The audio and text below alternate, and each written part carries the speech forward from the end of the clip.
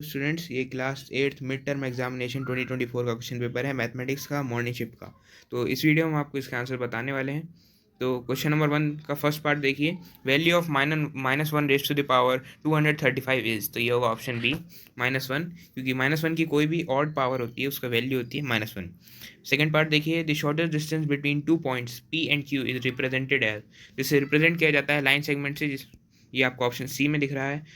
Third part, the difference of the place value and face value of 7 in the number 87695 is. तो इसका correct answer option सी।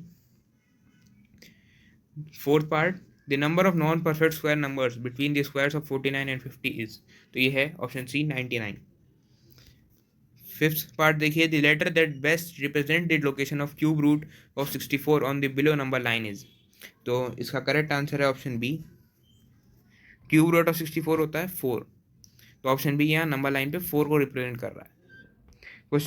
Part 6 देखिए, 12 added to 5 times a whole number gives 82, the whole number is. तो let the whole number be X. तो यहाँ पे equation बनेगी 5x + 12 is equals to 82। इससे x की वैल्यू आ जाएगी 82 - 12/5, जिसकी वैल्यू होगी 14। ऑप्शन बी इसका सही हो जाएगा। पार्ट 7 देखिए, which of the following sides form a right angle triangle. तो इसका करेक्ट आंसर है option D. Part 8, which of the following is a linear equation in one variable. तो इसका करेक्ट आंसर है option D. Part 9, the square of -19 is. तो square कभी भी negative में नहीं होता, तो इसका करेक्ट आंसर होगा option D 361। Part 10th part देखिए, the ones digit of cube of 8888 is. तो इसका वंस डिजिट होगा 2। Part 11, if 2x - 3 is equal to x + 2 then value of x is. तो यहाँ पे x की वैल्यू हो जाएगी option D 5। Part 12, the value of this. तो यहाँ पे √16 की वैल्यू होती है 4, और 21 में जैसे 4 प्लस होगा तो ये बन जाएगा 25, जो कि होता है √5, ओ सॉरी 5। इसका स्क्वायर रूट होता है 5, तो 164 प्लस फिर 5 हो जाएगा, तो ये हो जाएगा 169। 169 होता है cube root square root of 13। फिर आते हैं second question, find the square of 87 without actual multiplication. तो यहाँ पे 87 का स्क्वायर, हम 87 को हम लिख सकते हैं 80 + 7, और इसका हमें स्क्वायर करना है, तो ये हो जाएगा 80 + 7 का होल स्क्वायर। इस मेथड से आप कर सकते हैं इसको। नंबर थर्ड देखिए, इसके अंदर आपको आर और वाई का वैल्यूज़ निकालनी है यहाँ पे। तो ये एंगल हमें 90 दिया हुआ है और ये दोनों साइड्स इक्वल हैं। तो ये एंगल जब 90 है और ये दोनों एंगल्स इक्वल होंगे, तो ये दोनों एंगल्स हो जाएंगे 45। तो यहाँ पे ये जो एंगल है ये हो जाएगा 45 डिग्री, और ये जो पूरा एंगल है 180 है। तो जो यहाँ पे एक्स की वैल्यू हो जाएगी वो होगी 180 - 45, जो कि हो जाएगा 135 डिग्रीज। तो यहाँ पे एक की वैल्यू हो जाएगी 45, एक की हो जाएगी 135। Question number 4, find the measure of each exterior and interior angle of a regular polygon having 12 sides. तो यहाँ पे एंगल्स का जो सम होगा वो होगा n - 2 × 180, जो कि हो जाएगा 1800 डिग्रीज। और यहाँ पे 12 साइड्स हैं, तो इसे 12 से डिवाइड करेंगे तो आंसर आ जाएगा 150 डिग्री। ये होगा इंटीरियर एंगल की वैल्यू। अब एक्सटीरियर एंगल का सम होता है 360, और इसे डिवाइड कर देंगे 12 से तो आ जाएगा 30 डिग्री। उसके बाद fifth question, simplify and express in exponential form. तो इसका आंसर हो जाएगा 5⁻³ उसके बाद six question, solve for question number 6 यहाँ पे सॉल्व फॉर y। तो यहाँ पे y की जो वैल्यू हो जाएगी, y की वैल्यू हो जाएगी -5। और ये वाला क्वेश्चन देखिए, सॉल्व फॉर x, यहाँ पे x की वैल्यू हो जाएगी -1। सेवेंथ क्वेश्चन का आंसर यहाँ पे हो जाएगा कौन सही है इनमें से, सुनीता सही है। क्योंकि रीज़न क्या है यहाँ पे कि 128 की वैल्यू होती है 2⁻7, और क्यूब बनाने परफेक्ट क्यूब बनाने के लिए हमें ट्रिपलेट बनाना पड़ता है, जो कि नहीं बन रहा है यहाँ पे, तो ये परफेक्ट क्यूब नहीं है। Question number 8, in the given figure kite is a parallelogram, find the angle measures of x, y and z। तो सबसे पहले यहाँ पे 8th क्वेश्चन के अंदर जो y होगा, एंगल y, वो तो हो जाएगा 35 डिग्री, क्योंकि ये जो KI और ET जो लाइन्स हैं वो पैरेलल हैं। तो y की वैल्यू हो जाएगी 35, y की वैल्यू हो जाएगी 35 डिग्री। और यहाँ पे के की जो वैल्यू सॉरी जो जेड की जो वैल्यू होगी वो होगी 115 और यहाँ पे जो वाई की वैल्यू वो जो सॉरी जो एक्स की वैल्यू होगी वो होगी 30 degree. Question number 9, there are 2700 children in a school. For a PT drill they have to stand in such a manner that the number of rows is equal to number of columns. How many children would be left out in this arrangement? तो question number 9 के अंदर आपको 2700 का square root निकालना होगा, जो क्योंकि ये परफेक्ट स्क्वायर नहीं है तो इसके अंदर 99 स्टूडेंट जो है वो लेफ्ट आउट हो जाएंगे। इसका करेक्ट आंसर हो जाएगा लेफ्ट आउट, स्टूडेंट जो है वो 99 है। ये क्वेश्चन भी देख लेते हैं। Find the smallest number by which 9408 must be divided so that the question is a perfect square. तो इसका जो आंसर होगा वो प्राइम फैक्टराइजेशन हमें करनी होगी 9408 की, जिससे कि इसके अंदर जो इसकी जो प्राइम फैक्टराइजेशन होगी वो होगी 2 की पावर 6 इंटू 7 की पावर 2 इंटू 3।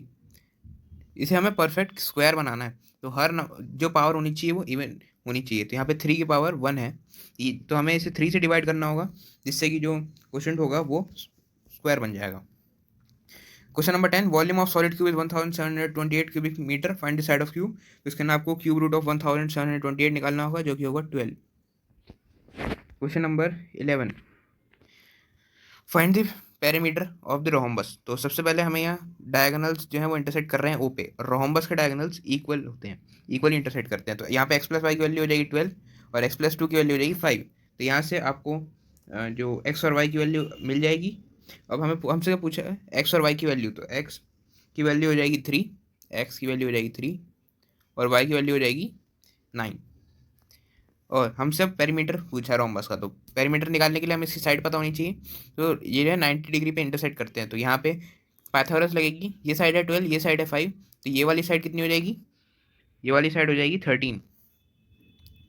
पेरीमीटर निकालने के लिए हम 4 इंटू साइड कर देंगे तो ये हो जाएगा 52, पेरीमीटर हो जाएगा 52।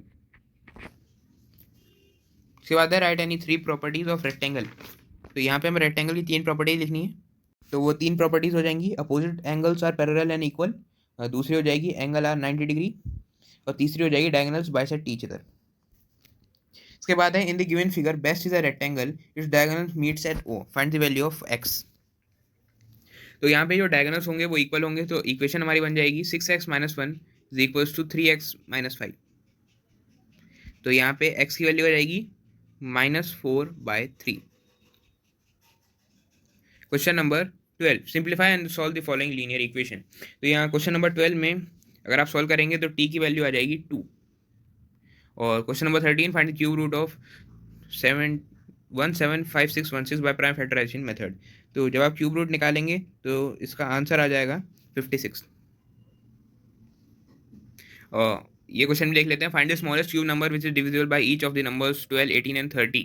तो यहाँ पे 12, 18 और 30 का आपको एलसीएम निकालना है, उसका उसे मल्टीप्लाई करना है आपको, जिससे कि वो एक perfect cube smallest cube number बन जाए। तो जो स्मॉलेस्ट क्यूब नंबर होगा वो होगा 27,000। क्वेश्चन नंबर 14, यहाँ से केस स्टडी क्वेश्चंस आ जाते हैं आपके। तो यहाँ पे हमारे पास क्वेश्चन है, A resident welfare association thought of converting a vacant land into a park. It is decided to use an area of 676 square meter of vacant land to design a square park. A pathway of uniform width is also built around the park so that the total area of the square park, including pathway, increases to 841 square meters. Based on the above information, answer the following question. Calculate the area of pathway. तो यहाँ पे pathway का area हमें calculate करना है। तो यहाँ पे क्वेश्चन कुछ इस तरह गया है कि हमारे पास एक स्क्वायर है और स्क्वायर के चारों तरफ एक पाथवे है। हमें पूरे का एरिया दिया हुआ है और सिर्फ स्क्वायर का भी एरिया दिया हुआ है। तो हमें पाथवे का एरिया कैलकुलेट करने के लिए हम 841 में से स्क्वायर का एरिया माइनस कर देंगे तो हमारा आंसर आ जाएगा। तो यहाँ पाथवे का एरिया आ जाएगा 165। उसका सेकंड पार्ट देखिए, calculate the length of side of the square park excluding pathway. तो हमें स्क्वायर पार्क की साइड की लेंथ बतानी है, तो ये हो जाएगी 26 मीटर। उसका थर्ड पार्ट है, the park is further divided into 4 equal smaller square section. It is decided to lay grass in one such section. What will length of side of section in this which the grass is to be laid. तो हमारे पास एक square है जिसके 4 इन्होंने क्या equal smaller square section बनाए हैं। अगर इस एक की लेंथ हमें पता है 26 है, तो जब ये इक्वल है तो ये आधा हो जाएगा, तो इसकी जो साइड हो जाएगी, लेंथ ऑफ द साइड ये हो जाएगी 13 मीटर। अगला क्वेश्चन देखते हैं, calculate the distance between each hurdle. तो यहाँ पे हमारे पास क्वेश्चन ये है कि यहाँ से ओ से पी तक की डिस्टेंस 25 है, और यहाँ पे ये भी डिस्टेंस 25 होगा क्योंकि डिस्टेंस हमें इक्वल दी हुई है, और ये जो टोटल डिस्टेंस है ये है 80। तो अगर हमें हर एक हर्डल के बीच की डिस्टेंस निकालनी है तो हमें 80 को 4 से डिवाइड करना होगा, तो आंसर आ जाएगा 20 meter. 20 meter. Second question, find the total distance of the race. तो यहाँ पे ये पूरी डिस्टेंस हमारे पास 80 है, ये है 25 और ये भी 25 है। 80 प्लस 25 प्लस 25, ये हो जाएगा 130 मीटर। उसका third question, student Satish is at hurdles. यहाँ पे student Satish calculate the fraction of the race he has covered to reach the end point from the hurdles. तो हर्डल एस की अगर हम बात करें तो हर्डल एस पे वो 85 मीटर चल चुका है और टोटल था 130 मीटर। तो यहाँ पे जितनी डिस्टेंस वो कवर कर चुका है, यहाँ पे वो 85 मीटर की डिस्टेंस कवर कर चुका है। तो 85 मीटर की डिस्टेंस वो कवर कर चुका है, टोटल थी 130। तो यहाँ पे जो फ्रैक्शन आ जाएगा, जो फ्रैक्शन आप सॉल्व कर लीजिए, आ जाएगा, यहाँ पे हमसे पूछा है calculate the fraction of the race he has to cover to reach the end point. तो यहाँ पे वो 85 आउट ऑफ 130 तो वो चल चुका है क्योंकि वो एस पे है, और टोटल अगर हम इसको डिस्टेंस को होगी क्या 130 अपॉन 130 होगी, या 1 भी कह सकते हैं। अगर हम इसे माइनस करें तो यहाँ पे आंसर आ जाएगा 9 अपॉन 26। उसका ये क्वेश्चन देख लीजिए, student Yashika has completed 7/10 fraction of her race between which two hurdle she is at this movement, show your calculation. तो यहाँ पे वो 7/10 डिस्टेंस कंप्लीट कर चुके हैं। 7/10 डिस्टेंस का मतलब हो गया 7/10 इंटू 130, ये हो जाएगा 91 मीटर वो चल चुकी है। तो 91 मीटर वो किन दो हर्डल्स के बीच में होगी, 91 मीटर पे वो एस और टी हर्डल्स के बीच में होगी। Question number 16. Sneha is student of class 8th. Her teacher gave homework to draw different types of polygons. While doing her homework, she drew a polygon as shown in the given figure. यहाँ पे question देख लीजिए, the given figure ABCD trapezium है। Angle bisectors of angle A और angle B point Q पे मिल रहे हैं, और एंगल बाइसेक्टर एंगल सी और एंगल डी के पॉइंट पी पे मिलते हैं, साइड ए बी के ट्रेपेजियम पे। तो हमें बताना है measure of angle A, angle D A B और एंगल बी का मेजर। तो यहाँ पे एंगल ए का मेजरमेंट निकालने के लिए आपको 180 में से ये दोनों साइड्स हम एंगल्स हमें दिए हुए 35 और 40। तो यहाँ पे इसका जो आंसर होगा वो होगा 180 माइनस 35 प्लस 40, या कह सकते हैं 180 माइनस 75। तो ये हो जाएगा 105। तो एंगल ए की मेजरमेंट हो जाएगी 105। अगला है हमें एंगल डी ए बी, ये वाला एंगल हमें निकालना है। तो एंगल डी ए बी हो जाएगा, एंगल डी ए बी हो जाएगा हमारा यहाँ पे ये वाला जो एंगल हमें निकालना है। तो हमें पता है कि ट्रेपेजियम के जो एडजेसेंट एंगल्स होते हैं वो सप्लीमेंट्री होते हैं। तो ये वाला एंगल जो है हमें एंगल बाइसेक्टर का वैल्यू दी है 35। एंगल बाइसेक्टर वो यानी एंगल को इक्वली बाइसेक्ट कर रहा है, बाइसेक्ट मतलब काट रहा है। तो ये पूरा एंगल हो जाएगा 70 डिग्री। तो एंगल ए जो हो जाएगा वो होगा 180 माइनस 70, जिसकी वैल्यू हो जाएगी 110 डिग्री। अगला हमसे पूछा है कि एंगल बी की वैल्यू बताओ। तो सिमिलरली हमें यहाँ पे ये वाला एंगल बी पता होना चाहिए, जिसके लिए एंगल बी की वैल्यू क्या हो जाएगी, ये वैल्यू हो जाएगी 80 डिग्री। तो 180 माइनस 80, ये हो जाएगा एंगल बी हो जाएगा 100 डिग्री, और 100 डिग्रीज। तो इसका जो एंगल बाइसेक्टर होगा वो कितना होगा 55, और इसका जो एंगल बाइसेक्टर होगा वो कितना होगा 50। तो हमें इसकी वैल्यू निकालनी है, तो एंगल सम प्रॉपर्टी इसमें ही लगेगी। इस दोनों को प्लस करके 180 में से माइनस करना होगा, हमें 180 में से माइनस करना होगा। तो ये हो जाएगा 105, 180 माइनस 105, ये हो जाएगा 75 डिग्रीज। एंगल बी की वैल्यू यहाँ पे 75 डिग्रीज आ जाएगी। अगला है यहाँ पे what type of triangle is B and C, give reasons. तो बी एंड सी यहाँ पे ये ट्राइंगल की बात हो रही है। तो यहाँ पे ये एंगल तो 40 डिग्री है और ये वाला एंगल 50 है। तो ये वाला जो एंगल होगा वो 90 हो जाएगा। तो ये जो ट्राइंगल है वो होगा एक राइट एंगल ट्राइंगल। तो ये था आपका क्लास 8 मैथमेटिक्स का question paper. Thank you for watching once more.